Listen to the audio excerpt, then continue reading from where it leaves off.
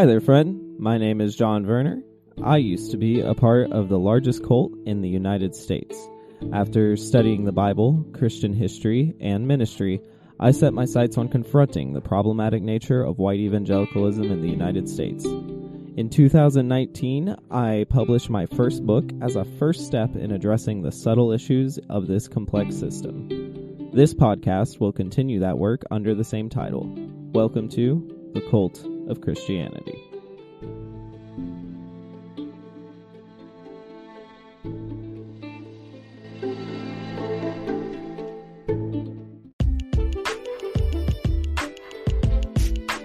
Content warning. While the cult of Christianity often deals with tough subjects regarding religious trauma and other triggering topics, some episodes may be more explicit than others. This episode contains content that may be distressing to some listeners. This may include multiple mentions of self-harm, suicide, sexual abuse, or other intense concepts. Please only listen if you are in the headspace to do so. Take care of yourself.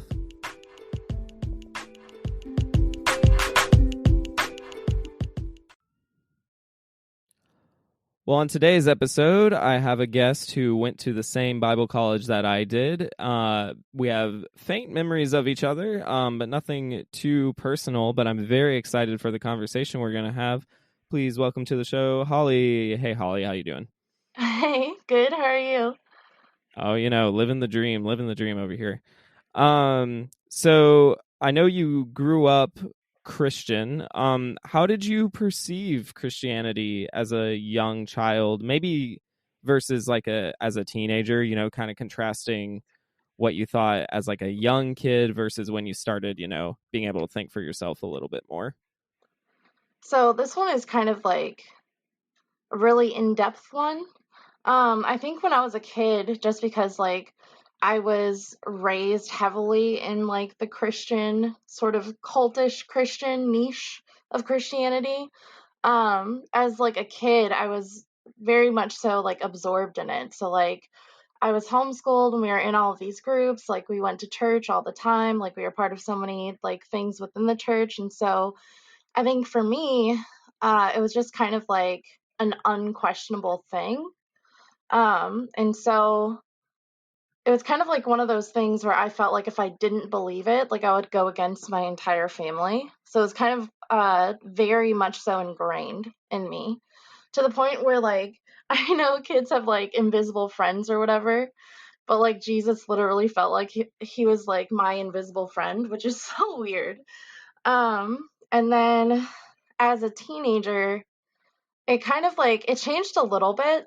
Because like my parents went through this really bad divorce, and my mom was still very much so trying to like control and kind of like harness Christianity against me when I was doing something wrong. Which was very much so like when I was a kid, because I think another aspect of what I believed in God when I was a kid was just like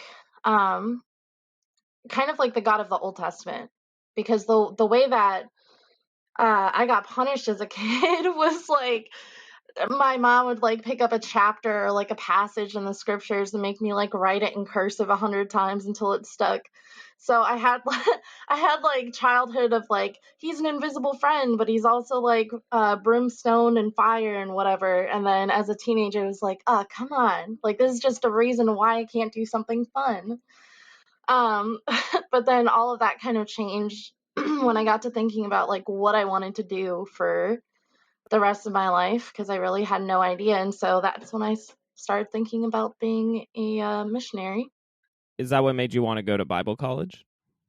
Um, for me, Bible college was kind of a given. I have two older brothers, and one of them went to Bible college out in California.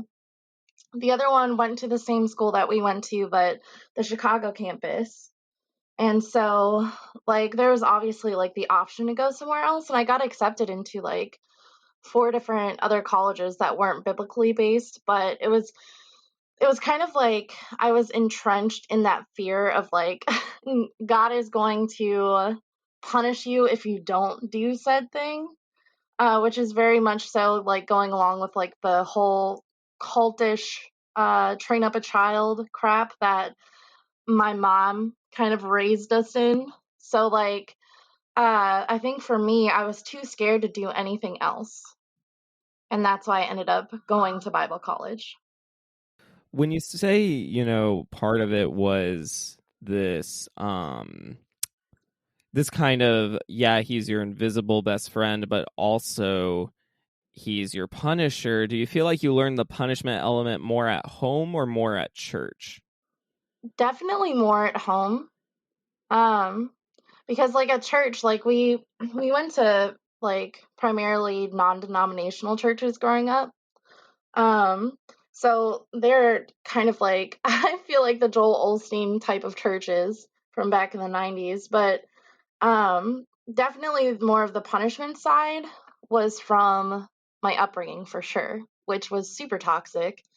And definitely used as like a way to manipulate the family into getting what my mom wanted us to do, which is always a good time. Yeah, and I'm sure we'll get more into the particulars of that a little later. Um, but how about now? How do you view spirituality now? Spirituality now is so different. I feel like because I left Bible college in 2012, and I feel like I've kind of had a couple different like variations or like errors when it comes to spirituality and what I believe in. Right now, I would say that I'm more like new age spiritual. Definitely more on like the pagan side of things. I kind of still believe that there is something kind of holding everything together, but I'm also very much so in the belief that we all hold a piece of like the creator inside of us, so we control our destiny and our environment. So it's definitely, I would say, like a 180 compared to where I was at and what I was like believing in back in college. That is very fascinating, isn't it? That when you switch over, I guess, to, yeah, because if someone puts a gun to my head, I'll say something like neo-Buddhism. I don't know. I believe something, but I'm not sure what. And but it's interesting that it does feel like a 180 when it might not be, right? It's like, I mean, if you speak in spiritual terms, but like because of this kind of evangelical cult that we're talking about, like anything that isn't that is, it's so black and white that to deviate from their message at all feels like the opposite. And even if it's closer to them than they would want us to admit. Oh my God, like I totally agree. And what's crazy to me is like, and I'm sure you can relate to this too, is like you kind of feel like you're a rebel for going like the opposite direction as like your upbringing or going to Bible college and all of your peers there.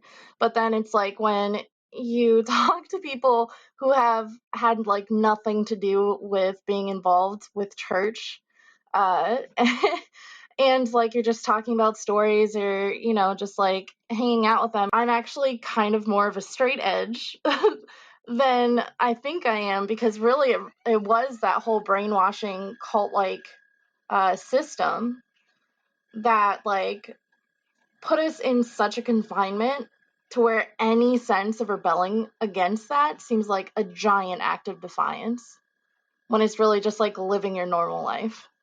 Yeah, absolutely. So it's, yeah, there's this general spirituality that you and I are probably more aligned with now.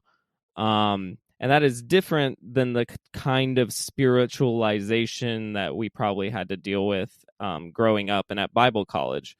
So I found that when I was in the evangelical cult, like most psychological issues were framed as strictly spiritual issues. So if you had a struggle, it was like directly related to some flaw you had or some sin you had, or even if it wasn't a direct sin, it was still the result of sin or something like that. And this allows emotional abuse to be a category in Christian culture that's only reserved for like the extremes, like maybe they would call shouting matches or big time manipulation. They might call that emotional abuse. But the regular, more common types of emotional abuse weren't really dealt with. Um, and if it's in the context of a married couple, like the churches seem to be really ill-equipped to handle that because their entire structure and theology, in my opinion, is emotionally abusive. But I'm curious, was there or has there been an instance of emotional abuse from churches that, or a church, or the church culture in general, or maybe even Bible college, that's been difficult for you to like reckon with and understand? Wow, I got emotionally abused by them. Honestly, so I think like yes to all of them. Like let's just check the boxes on every single one of them with my experiences with everything. But it really started when like at least I really noticed it when my parents started going through a divorce. Um I want to say I was like 12 at the time. And this is when I was also homeschooled. So we were a part of so many different homeschooling groups that were all attached to churches, but to like our main church that we went to every Sunday, especially. And so when my parents like were officially getting a divorce and they weren't like in counseling or anything or talking to a pastor, it was just like basically complete isolation. And like also uh like the whole, like how do I want to put this? Instead of them acting out their faith and being there in like service or support of like me and our family, it was like, you guys are sinning, so we want to have absolutely nothing to do with you. Which was wild to me, like especially knowing that like God actually does grant divorces in the Old Testament. Like it's just, it's such a weird concept, but that was really the first one. And basically like ever since that point, I always kind of like lost trust with people in the church. Like I would still be like super friendly, super open, really involved, but I didn't trust people as much because of that.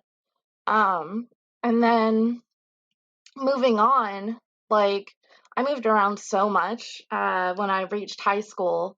And this one time we moved 7 different times my freshman year. And it was like every single youth group, there were just like these issues with like bullying, hazing, basically. And it just seems like, because like I would bring it up because to be honest with you, at that point when you move around that much, it's almost like you just see people as disposable, which is really crappy. But it kind of gives you that kind of energy of like, you know what, like F it, I'll just say something about it since I see it. And more times than not, it was just kind of like swept under the rug and whatever, which made it seem like it was like a what do they call that? Like the old boys club, if that makes any sense. Yeah, the good old boys club. Felt intensely like that. And then I think, you know, as I got older and especially at Bible college, because so for me, like this is my one taste of freedom that I had had in so long and like basically my entire life. And you know, another part of like my story or whatever um is my mom didn't let me talk to my dad for like 6 years. And so when I got to Bible college, it was like I had all the time and space away from my mom to deal with everything all at one time. So like the first semester to me was just like a cluster of just like dealing with interpersonal stuff. Thank God I was so entrenchedly like raised in the church to where I could kind of BS all of my classes and still make it. But like it was really really difficult to connect with people because you know I thought that there would be like that sense of community at Bible college, and there just really wasn't. It was kind of like one of those things to where like if you really did have an issue that you were dealing with, you're kind of like shunned, like what's wrong with you, like you're supposed to have Jesus and like you just need to trust God more, it's gonna be fine. And it's like, you know what, that might be true sometimes, but not all the time. And you still have to acknowledge the problem. And I'm very much so hurting right now. So, like, either care or let's not do this right now. And I think that was like, you know, the first thing that happened at Bible college where I kind of like felt gaslighted by the whole like, you just need to trust God more. Like, lift your chin up, it's gonna be fine, instead of actually like sitting down and kind of like being there for me in the way that I was there for other people. The second one was um I like went through this really bad depression because of that, because I just felt like so isolated. Um and I ended up, having an issue with anorexia, and I lost like 40 pounds in a month. And, instead of the RAs kind of like reaching out, uh, they actually tried to get me expelled, which was great. Um, and it was just like a really hurtful time, like in general. And like those are the ones that really stick out. But it's like I could go on and on and on about this, because like even with other people, just like witnessing the type of gaslighting and manipulation that they have gone through, like it's just it feels like it's rampant. It almost feels like it's a part of the religion to kind of like gaslight people under the guise of like Jesus.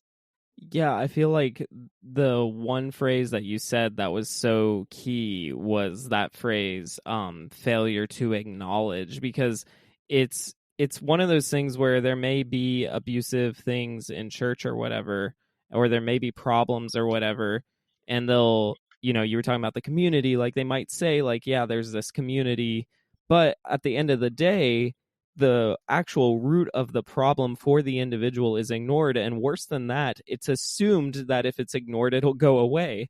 But reality is, it doesn't really matter what the church does or doesn't do, it's gonna be dealt with. So it's kind of counterintuitive and really not productive for them, for like an issue like you just mentioned, and thank you for being vulnerable, of course, about anorexia. Like, it's like, well, so what? She gets expelled and then what? She finds Jesus? Like, what is your goal in that? And it really just goes to show that there's some sort of cognitive dissonance between the redemption they supposedly want to be a part of in people's lives and what their actual actions demonstrate. Oh, for sure. Like I feel like there's a stark comparison between like the words and the Christianese that people speak, and then like their actions and how they actually are. Like I know for me, like being at that Bible college, like I would see them like, raise their hands and try to like impress, like especially the girls, like try to impress like the other dudes with like how spiritual they could look. And then they would like go behind each other's backs and start all these drama and like backstab each other or just be complete a-holes. And my thing was, and this was like one of the things as to why I left Bible college, was like these people wanted to be in vocational ministry, like trying to bring people to come with them for eternity, but they couldn't even get somebody to go to Walmart with them with how they were treating people. And it was just like this insane, like, parallel universe that I felt like I was trapped in, that nobody else really saw because nobody talked about it. So it was just like, it was a bizarre time, because it was almost like you're questioning reality, because like you hear them preach this and you hear them talk about that, and then you're seeing all of these like behind the scenes dynamics, and it's just kind of like, what is going on? Right. Yeah. Bible college is certainly like one of those kind of out of body Twilight Zone types of experiences for many different reasons. A good quote I actually heard about emotional abuse. This guy was lecturing specifically about fundamentalism, but I think it applies more broadly to evangelicals. He said that Christians want you to doubt your doubts before you doubt your faith. And I like that quote because it demonstrates this kind of feedback loop from hell and existential dread that's kind of built in, because you can't even trust your thoughts. And I think the reason they don't want you to trust your thoughts is it forces you to depend on someone else. And that's the role the church actually wants to fulfill. And I don't know if you have any examples. I think I have quite a few in my life, but I'm curious if you do. Do you recall a time in life where you felt like you were kind of forced to be completely dependent on church guidance or spiritual leader guidance? Yes. Two different occasions. Once was when, shoot, I think I was like a sophomore in high school. And I really like wanted to have contact with my dad because at that point I think it had been, what was I, like 15 back then? So it had been 3 years of me not having any like um communication with my dad or even seen him. And so, I talked to my youth pastor at the time and I was like, I really, really, really want to do this, but I'm also terrified of what my mom is going to do or think, or like the punishment that she's going to have, because it was always something. And like, he pretty much was just like, you need to listen to your mom, like she knows best, blah blah blah blah blah. And then he like repeated a bunch of like Bible verses to me about honoring your parents. And I'm just like, how are you saying this to me? Because my dad is one of my parents. And it was just like, it's wild looking back on it, because I like, if that were the case, like it would just like signal in my brain that, oh, this kid is probably being emotionally abused, if not more, at home, and maybe there's an issue here. So like that was the first time. The second time is a little bit more traumatic. um I was talking to one of the leaders. I can't remember like what their like official title was or anything like that, but another part of like my story is, I had like sexual abuse trauma going on. And like this was from the age of like 5 to 11.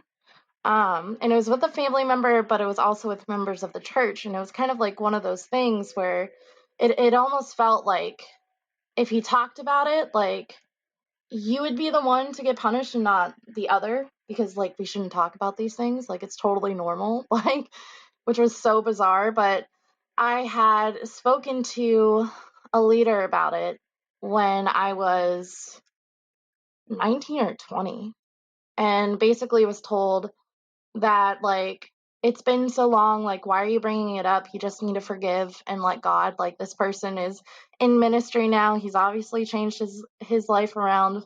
And it was just like, it just felt like, again, like I was in that situation of when it was happening. And it had been so much time since it passed, and I'd finally gotten the courage to speak up about it, but I was still like silenced. That was so uncomfortable, and I didn't talk about it again until I was 21. That's incredibly heavy. And first off, of course, thank you for sharing all of that. How traumatic that must have been. Um, it really does point to how ill-equipped some of these supposed spiritual leaders are, because like you said, taking the easy way out of saying, well, you should honor your father and mother, well, and you're like, no, my whole thing is I'm trying to talk to my dad. Like, what are you talking about? This doesn't apply here. And then two, way more horrifying is the, well, now this guy's in ministry now. Well, look at Jerry Falwell, look at Ravi Zacharias. I'm like, what does that mean for anyone? And it's like, and regardless of whether you even deal with the abuser, how about the abuse, that it needs some form of help? And so it's like, if the church is going to force people to be emotionally like dependent on them, and then offer absolutely no resource or comfort when someone actually is using that resource, it's like, well, then you're just being emotionally abusive yourself. Oh, like for sure. And like I feel like honestly, a lot of the church like elders and even some of like just the regular community members are very, very, very good at doing that. Like they're really, really good at just like blanketing the entire situation, and kind of like it's almost like just burying everything like under a rug and then pointing in an opposite direction, like this doesn't exist, it's fine. But it's so toxic because like, if you don't have the help when you're a kid and you're going through like stuff like that, you're going to be struggling with it well into your like young adult years, if not longer, if you're not able to like get the help yourself, which with how, America has its, healthcare system is a struggle. But it's like if they just walked their talk and were just there for people, instead of like going on these trips and spending all this money to fly out there just so that they could take pictures with like kids who are like black and brown just for the photo op, like they would be doing so much better. And I think like that was honestly one of the biggest blessings of Bible college was like that professor that we had, who was talking about like how like in Christianity and especially with students who want to go to Bible college, there's like this romanticism about religion. And like whenever like they feel called, it's like this, it's almost like falling in love or something. Like it's so magical and all this bull crap. But basically like you are planted where you're at for a reason and you can do your service there. Like there's no reason to go anywhere else. And it's like there are people within the church who are legitimately hurting, and yet instead of helping them, you're shaming them, you're silencing them. Like you're feeding patriarchal toxic garbage down their throats and expecting them to be okay, when really it's just like indoctrination and brainwashing.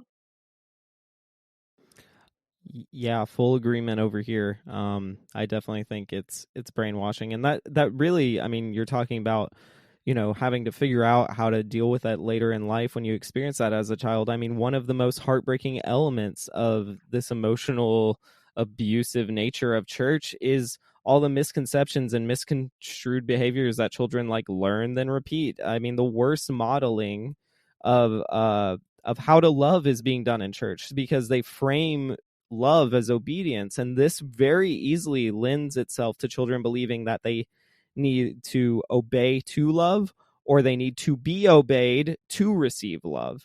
And I personally have had to unlearn this toxic understanding of love myself, and I'm still working on it, and trying to frame my own love language in a healthier way.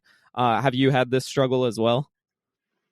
Yeah, I think it's more so like obeying, because like as a woman, there there's that whole like you have to submit sort of a thing, but it's like it's not even just to men, it's like also to like elders, it's to your parents, it's to whatever, and it's basically like you have to obey everything that's a figurehead over you without question.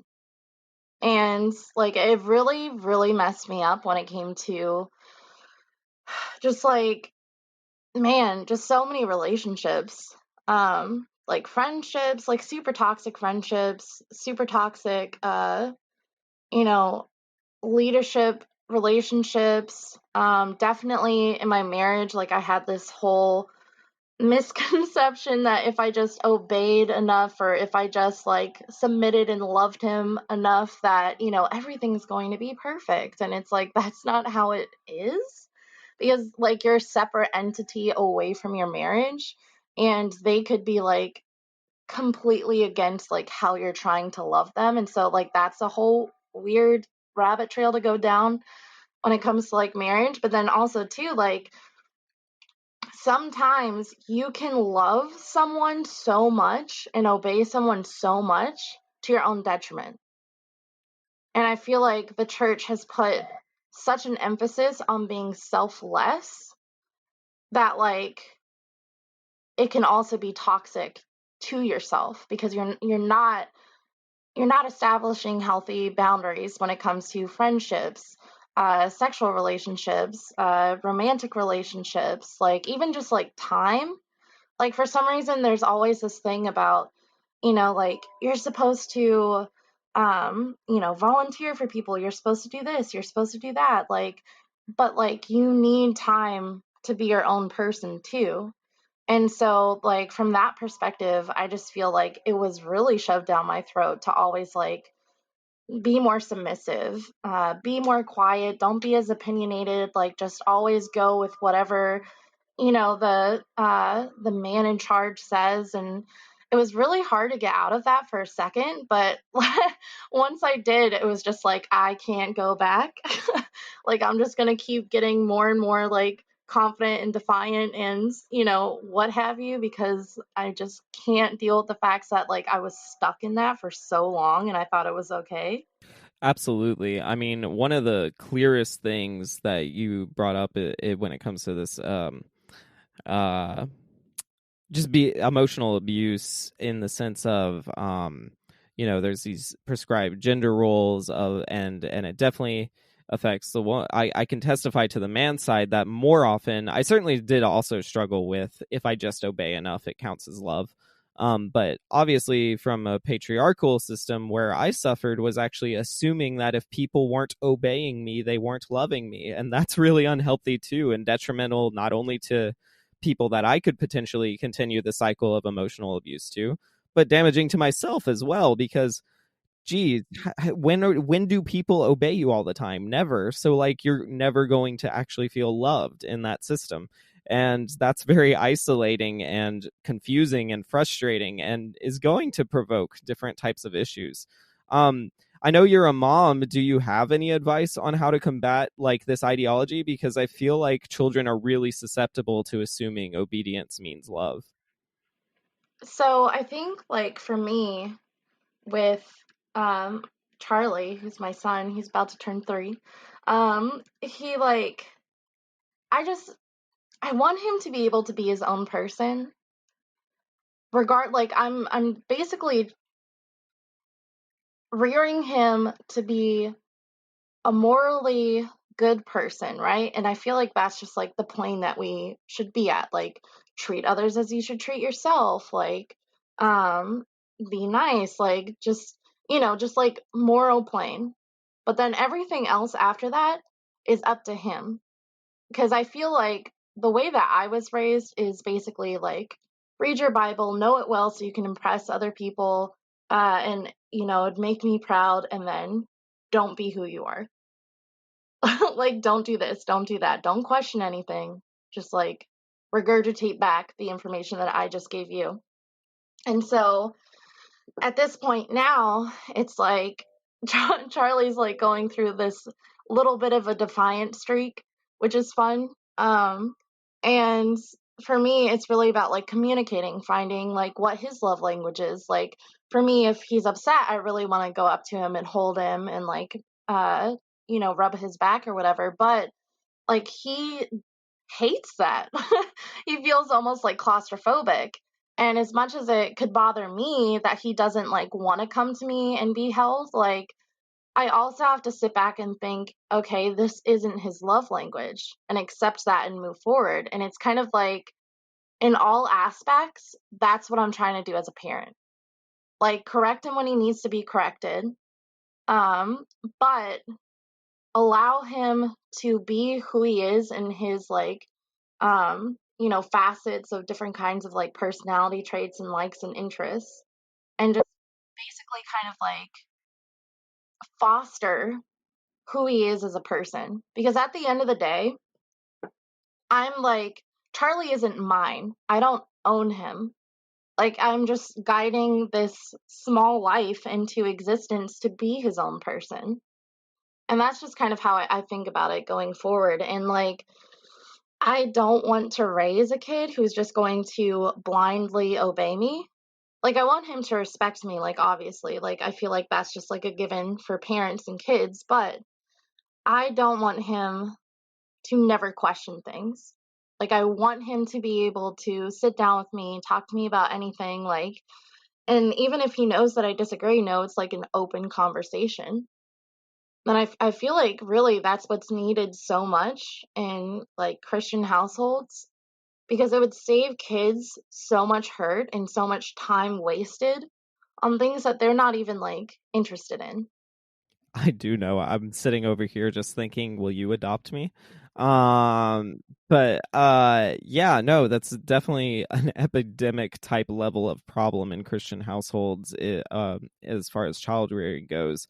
And it really shows that you've been through the gauntlet to learn these lessons and are applying them in your life. That's pretty impressive. So we've talked a lot about the emotional abuse elements, but perhaps surprising to some people is the amount of physical abuse that happens. And the most common one, of course, being husbands abusing their wives. Somewhere around 30% of church going women surveyed in different studies said that they've been hit by their spouse at least once.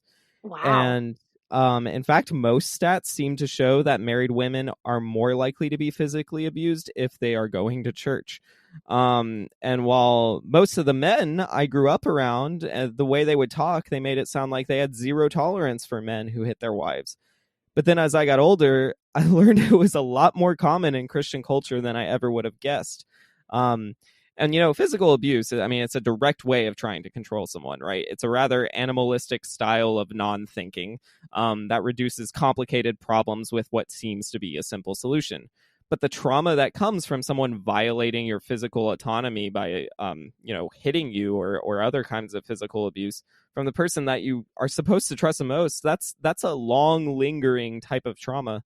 So what roles should churches have, if they should have any role at all, when it comes to physical abuse of the married members of their congregation? Oh God. Man, that's a big one. That's deep. I think like for me personally, I can't speak from, the perspective of being abused by like a spouse, at least physically. Not physically.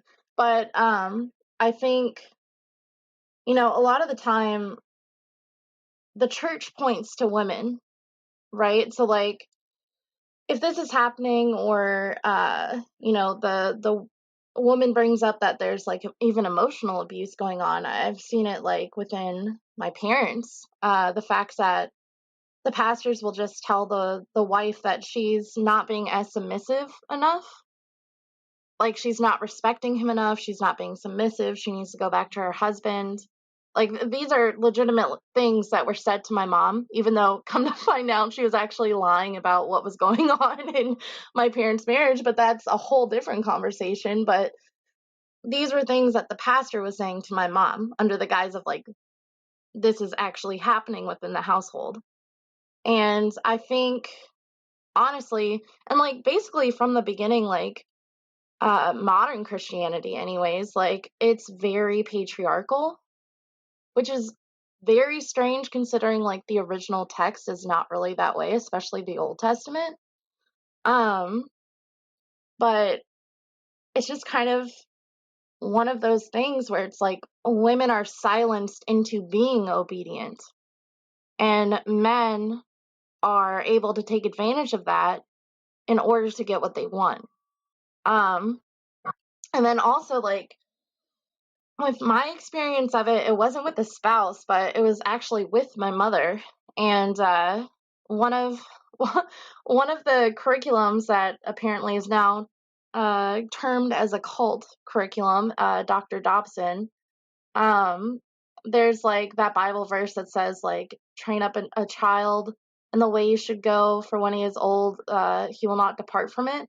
So they used that, and then they also used spare the rod, spoil the child, and that it's so crappy, like it's terrible. And like this curriculum literally used those Bible verses in order to be able to physically abuse kids, because it would, like, it literally talked about it in the book of like, if they're disobeying you, like tell them to go into the bathroom, take like a wooden spoon or a spatula and like beat them as many times as their age, and then if they're still doing it, just keep bringing them in there and blah blah blah blah blah. And it was wild because they would have like actual meetings, uh, like once a month, where all the parents would come together and they would talk about like their experience of using this, which is so crazy to think about.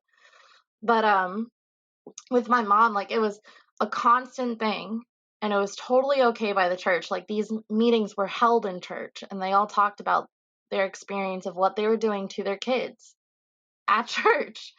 And funny enough, or not so funny, like that was one of the reasons why my parents separated the first time, was because my dad wasn't okay with my mom physically abusing me. Because there's one time during the summer, like he woke up and I was in the bathroom, and then I was in the bathroom pretty much all day off and on again until like night. But it was totally acceptable because spare the rod, spoil the child. So, Wow. so like answer your question, I just feel like if you're a woman, they silence you. and tell you to be more submissive. If you're a kid, just like forget it. There's not a fighting chance. And then like for those rare occasions, like if it's like a woman, like you know, beating a man or being domestically like abusive to a man, like it's almost like shameful for them to even bring it up. Yeah, that's definitely true. One thing I'd also say is that, you brought up this whole spare the rod, spoil the child thing, which is a misrepresentation of one verse in Proverbs. But there are mixed opinions about spanking children as a form of punishment, and I was spanked as a child. And I don't typically think of it in terms of abuse. I think my parents did it in a fairly like logical way, and not really ever in excess that I can remember, or maybe once or twice, but still felt very human, not so much like I would categorize it as abuse. But regardless of all that, people's opinions about punitive spanking doesn't really matter. What's really inappropriate is what you're talking about, which is that churches I grew up in called it a biblical mandate. And Yeah. like kids are unique and families are unique, and rewards and reprimands should probably look unique and be case by case. And so the Yep. fact that churches are requiring parents to hit their kids is deeply problematic. I mean, even if they don't directly say it, they heavily imply that it's sin not to hit your kid. Yes. So why do these churches want parents to spank their kids? Is it just simply they want kids obeying their parents, or is something else going on here? Well, I think it's like it's just one of the things that's so ingrained, like honor your father and your mother, spare the rod, spoil the child. Like these are things that we learn to not question. Like and gosh, like I don't even know like how to put this into words exactly, but it's like there's certain beliefs that are so intrinsically Christian that it's hard to question them when you're in it. Because if everybody's going for it, like, then how does it seem wrong? You know what I mean? That's why there's so many like abuses within the church because like in order to be a good Christian, you're supposed to one get married, two be fruitful and have kids, and then you have all of these other like silent rules of the certain norms that are pushed on you, like the certain roles that you're supposed to have. And there's definitely like a stereotype and kind of a sort of lifestyle that you have to live regarding those roles too. And I think it's just really one of those things where like when you're part of that kind of a community, it becomes normalized, and so you just do it. Like there's no other, like there's no question, there's no doubt, you just do it, and it's crazy. It certainly is crazy.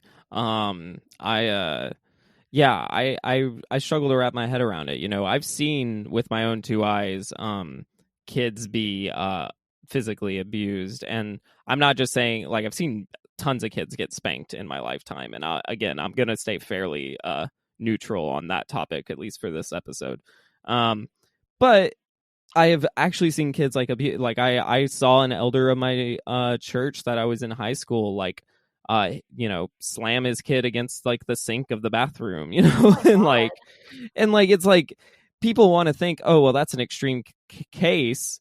And granted, I do think it was somewhat of an accident. I do. He was like putting him up on the counter or something to give him a talking to, and he just did it so forcibly that the kid actually was like bleeding. Oh my gosh. Um, and I looked at him, and that leader looked me dead in the eyes, and he said, well, I was going to punish him, but God did first. Wow. And like these types of examples, oh, you're like, oh, that's extreme, that's terrible. I'm like, this is just normal. Like Right, it's another Sunday. yeah, I'm like, and like, I was probably like 13, 14. What was I supposed to do about that? Yep. Especially if a leader says that, like how are you supposed to question God? Absolutely, absolutely. And I think that's like, yeah, putting all this, of course, you're going to have improper conceptions of God if physical abuse is ever tolerable. And when you read some of the more problematic pieces of scripture, or like, some of the like parts of the Old Testament that make us all wince, like it's not hard to extrapolate that a god like that might be this kind of cosmic abuser Yeah. when you look at it and you see it around you at church. Yup.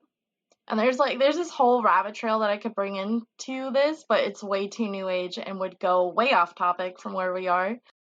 I'd love to hear it at some point, but I did actually want to transition into talking about kind of the third main category of abuse, which is sexual abuse. Sure.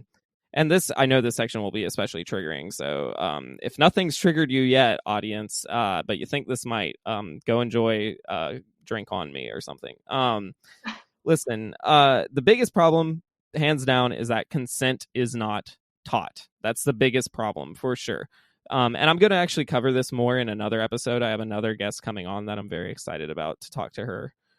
She's a religious trauma counselor, and I'm very excited to have her on to talk about this topic. But I did want to bring it up in this one because churches do not talk about consent on the sexual level or otherwise. And that's partially because their theology involves God acting in your life without your consent.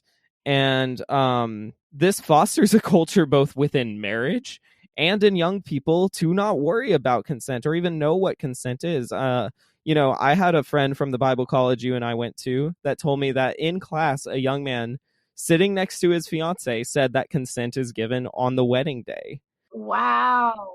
And no men argued with him, and the professor was female, and she kind of struggled to know how to address Oh it. my And God. this is really problematic because that leads to sexual abuse. And even in our Western culture, consent, um it's still rarely understood, just in general, not just in churches, but it's especially heinous in white evangelicalism. Do you think it's just a microcosm of the general ugliness, or is there something especially bad about it in churches? Well, it's interesting because like there really there really isn't much that's said in the Bible about sex. And the only thing that's really talked about when it comes to marriage is like the man is the head of the household, like wives submit. But it's like people have filled the gap, and it's not, let's not say people, let's say misogyny and the patriarchy has really filled the gap between like wives be submissive and then like let's just abuse them. Um it's a really weird thing and a like crazy aspect of church because like I know for me with my experience is like if you are going to be married, like you are supposed to submit yourself to your husband sexually. Like even if, it makes you extremely uncomfortable or you don't feel like doing it or, uh just like a plethora of issues. Like if you don't want to do it, you're still supposed to do it because that's how you love your husband and you're supposed to submit to him in that way. Which is so problematic because it almost like it dehumanizes women, like it devalues how we feel, our opinions. Like we don't have body autonomy in a Christian marriage in that regard. Let alone like everything else, like outside of like Christianity, we don't really have body autonomy, but like especially within that very cultish Christian environment, it just seems like there's a giant disregard for women when it comes to like their value, their thoughts, their feelings, like everything. I wish I could say it was, just like blanket coat and say that it's like Christianity, but it really is like the patriarchy and misogyny. Because true Christianity would not be for that. Yeah, it condones spousal rape. I mean, that's what it does. And like I I mean, to say you're gonna have to have sex whether you like it or not, I mean, I don't know what else you would call that besides sexual assault, you know? Yeah, I was 20 when I even learned what the word consent meant. Do you remember how old you were? Oh my gosh. I think I was like 14, 15. well, I'm 14, 15 is still too late. Right. But yeah, I would definitely say not even learning that word till I was 20 is one of my biggest angers really about how I grew up. Um because it's not like I learned about it and then was like, "Ugh, I hate that." Like as soon as someone explained to me what consent was, I was like, "Oh my god, this would have been so useful Right. in my life." Um yeah, and I had to reckon with a lot of my history, kind of both sides of the coin, if you will, when it came to consent. Um and that was really tough to do. It would be like emotionally traumatizing almost. Yeah, I would say it was. Because, like, it's not your intention to hurt somebody, but then when you step outside of the cult, you're just like, oh crap, like, I really did hurt people.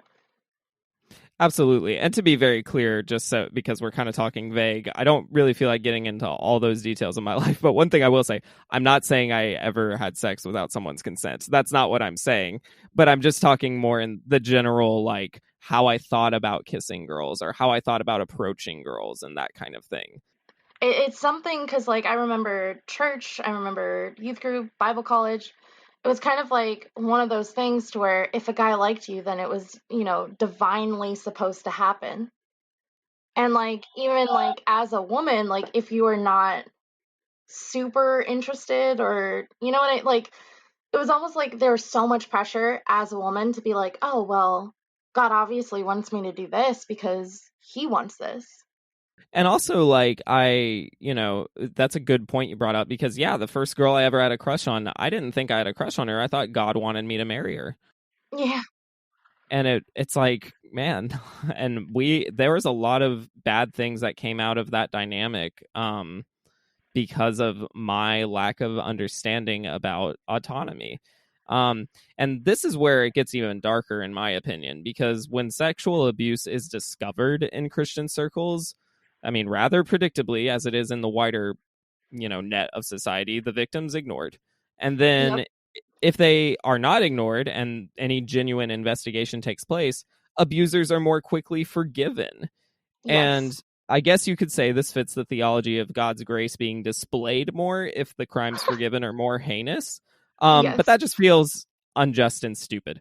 Um, so do you think it's possible? Now I'm kind of leading you with this question, but do Okay. you think it's possible that sexual abusers are forgiven easier, not only for theological reasons, but perhaps kind of like you were talking about the good old boys clubs? Yes. Because it's so common that men running the show in churches do not want accountability. I really do. Especially with like my experience with my family member. Because so at the time that this had happened where I brought it up and was actually like, you know what, screw it. Like I'm going to say what happened. People are going to hear me and I don't care what they have to say anymore. Um, he was a youth pastor. And one thing that was said to me by another family member, which was really like I understood where they were coming from, but it was also a lot of pressure to put on like somebody who is just now processing their sexual trauma like how many years later? 10 years later. Like it was just a lot, but I was told like, "Oh, like since, you're not a minor anymore, it is now your responsibility to make sure that this doesn't happen anymore because he's a youth pastor." Yikes. Like, right. And I totally got where they're coming from, but it was like, okay, like, all right. So instead of me having like this moment of just like support and going through like the healing process, it was like you have to take care of other people. I was like, okay. But anyways, that's a rabbit trail. But basically what had happened is like, I looked at the statutes of limitations just to make sure, like I could proceed with, trying to what would you like investigate him to see if anything was still going on. And when somebody found out about that within the church, they called me up while I was at work and told me that I was crucifying him. Like literally said I was crucifying him for wanting to have an investigation to make sure that no other kids were getting abused. I mean, talk about at minimum dramatic, right? Because first off, I've run into this problem a million times with churches. If you have nothing to hide, what are you like? You should let outsiders look behind your doors, right? Right. Secondly, this is a issue because my mind, I could go a lot of different ways, but the way I want to go is they are so dang like hardcore about needing to be above reproach when you are a leader in the church. So Yes. and then they turn around and say, well, people false accuse, and I'm like, well, even if they do, that's not above reproach. Like, I'm like, above reproach means there wouldn't even be a chance of a false accusation. So Right. the fact that there's, with a lot of credibility, like a freaking family member coming forward and saying, Hmm. hey, this, um, to be reluctant to that is pretty crazy. So did you feel like that your sexual abuse was institutionalized at all? Yes.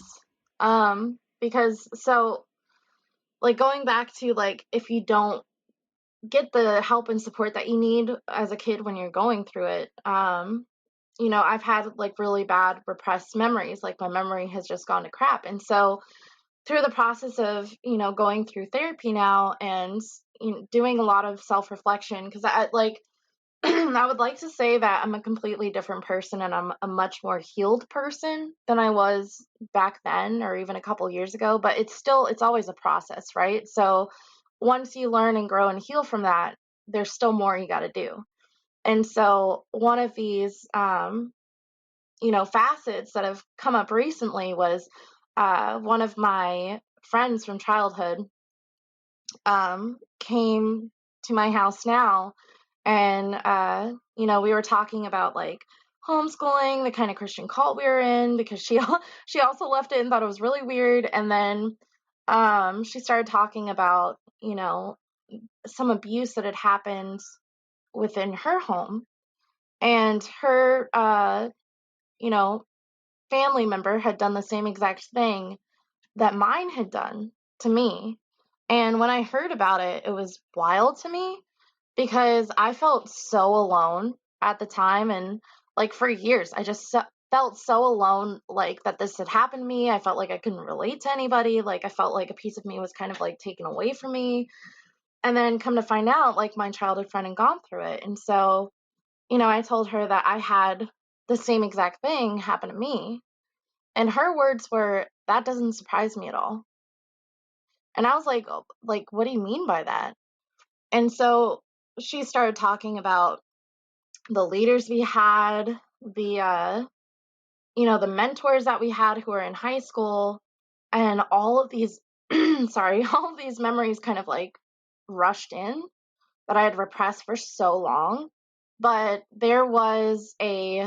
um, there was a dad in that church who was mentoring the boys who were our family members' age and showing them porn, raping some of them, and then telling them to do that to their family members.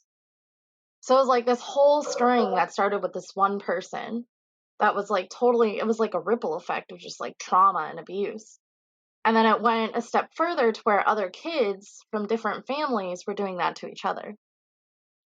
As soon as me and my friend had that conversation, I talked to all of our friends, and it was literally like 70% of them had gone through this, but none of us had talked to each other about it. Wow. I mean, what power,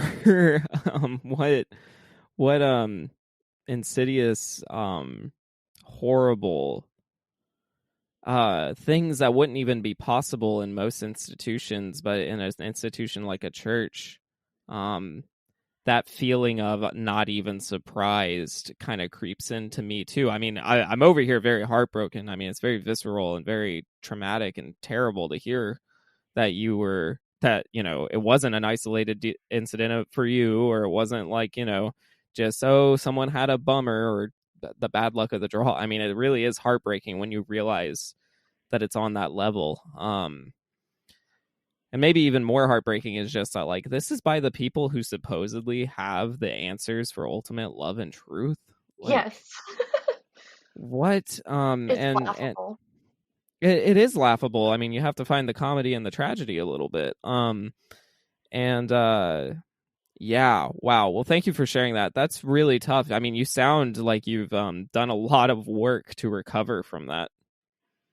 Well, it's kind of like, I feel like for women it's so different, like experiencing it, like not, it's not lessening it at all, but it's like we experience, like, regardless of what religious like organization, or even if you aren't religious at all, like women experience harassment and, sexual abuse on like a rampant scale. And so, like, I wish I could say that that was all that has happened to me in my life, but like that was the catalyst, right? And I think this is another thing that's not talked about is like, and it could be for both men and women, but maybe different aspects. But I know for me and a lot of those friends in that group, like that was the first moment of um, sexual abuse.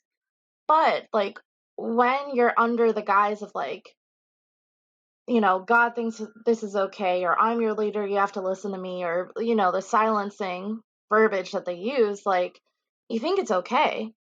And so then for a minute, like a couple years, however long it takes you to step out of that, you think it's totally fine for men to do that. So, like, that had happened, right? But even after that, after the situation with my family member, like, a doctor molested me. I had someone on a plane molest me. I had someone at a party molest me. And then, like, a year ago, I had it happen again. But what was different was, like, the facts that I started, like, questioning more and more. Because I was already not a part of the church, right? But I still believed in God. I still believed in, some of the things that have been kind of like ingrained in me for so long, but I really started questioning it then. And it's like, why why should I allow something that's so toxic and violating to me and my body? Like, why should I allow that behavior to keep on going just because back then it was totally fine for that to happen. So it's almost like you have to grow into being okay with having body autonomy and establishing these boundaries and calling people out. Like, it's a really, really tricky, bizarre slope when you've experienced, I would say, emotional trauma, sexual trauma, like any kind of trauma or abuse. Like, as a kid, it's almost like you have to grow out of it as you age because it's still going to be an issue until you say that it's not anymore. Wow. Thank you so much for honestly just sharing like the extent of what you've gone through. I really hope that it's helpful to any listeners who maybe have had trouble framing their abuse and like maybe calling it what it was. But I'm guarantee it happens a lot more than Christians would ever be willing to admit Oh, for in sure. in their circles. And you're right, it does extend beyond the Christian cult, which kind of the last question I really want to ask is, do you think that this Christian cult is just permitting extreme abuse, or are they responsible for upholding a system that is inherently abusive? Okay, so if you want like my honest opinion, and this is probably gonna like offend some people, perhaps, like if they're still like involved in the church, but from like researching and reading and just like looking into, like the reality of the situation with how the church was started and everything, like the church was all about money and power and a way to like uh basically have a way to manipulate people without needing an army, if that makes any kind of sense. And so I think maybe not the church of like the New Testament or when Jesus was around, if you believe in that, but like from shoot, because what was the Council of Trent, like 1527? I still have that ingrained in my brain, but it's like ever since men have like come together and like duked it out over like whose theology was best and blah blah blah, like it's just not, it's been inherently evil in a way, because like it has dictated the way society is. It's dictated who's in control. It's dictated who has money and who doesn't. Like, and me personally, once you pull back that layer of charm that the church has with like community and we do things for other people and blah blah blah, and you look at like the actual root of how the church started and why it was there, like I can't see anything else. Like, to me, it's just a way to manipulate people, and it's a way to feed money back into like this 2% system. Yeah. I mean, I can't agree with you more. If I wanted to plug my book here, I would say churches control, contain, and convert. Thank you very much. But yeah, no, it's very true. It's there's a lot of establishment. By the way, it's 1545. You were close. Thank you. and yes, I did Google it because I couldn't remember either. Hey, we got 1500s, so yeah, no, I was impressed. I was thinking 1627, so you were closer than I was. But listen, yes, you're right that it's a whole power structure. It's not just an instance of extreme cases. And I hope anyone listening who hears your story doesn't go, "Oh my gosh, that's so bad. I'm so glad I didn't grow up in a church like that." And the question I would pose is, are you sure? Because I'm sure there were many people in the environments that you were in who had no idea what was going on. for sure. And I think it's also one of those things too that even if there's not extreme amounts of abuse, like in my case, like there's also like gaslighting and belittling and, kind of like spiritual bullying that goes on in every church. And I think so much it's normalized, and it just becomes, a part of, just going to church and blah, blah, blah. Like, this is just how people are. But there's definitely forms of toxicity in every church under like the demise of we love Jesus and you should too. Absolutely. Holly, this has been absolutely great. Do you have anything you want to plug, promote, or like any, I don't know, resources or anything like that? Not really, but just to like leave on always question. Like, even if you're firmly believing in something, always research it and just make sure that you don't believe this just because your parents want you to or because a group of people want you to. Like, it's totally okay to have whatever beliefs that you do have, but make sure that you understand and full-heartedly believe it on your own. I could not put it any better myself. That is the best way to combat abuse, is to recognize who you are and to stand up for who you are. This has been absolutely great. Thank you so much for coming on. Yeah, no problem. Anytime. Awesome. I'll definitely have you back. And thank you, listener. Hope y'all have a good day. In a world full of toxic Christianity, one man has elected to change everything. What's his name? No, what's his name?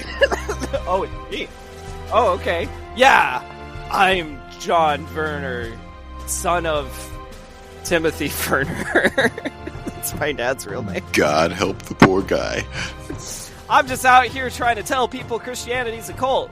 Yeah, he is. And he's even written a whole freaking book about it. And now you can read all about his opinions in The Cult of Christianity by John Werner. Yeah, you should go buy my book, guys. It helps me buy Taco Bell.